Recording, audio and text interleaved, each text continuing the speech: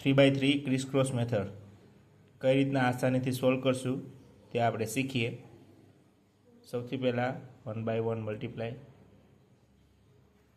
Step 2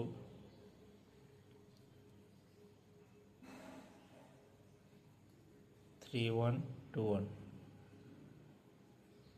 3 1 1 2 1 2 5. આપણે answer લખશું પાછળથી. પહેલામાં 1 આવ્યા છે, બીજામાં 5. સ્ટેપ 3 1 3 1 1 2 1. આ બંનેનો મલ્ટીપ્લાય, આ બંનેનો મલ્ટીપ્લાય અને આ બંનેનો મલ્ટીપ્લાય. 1 1 જા 1, 1 1 જા 1 ને 3 2 જા 6. 8. આપણે મૂકશું 8. એ જ રીતના સ્ટેપ 4 1 1 3 2.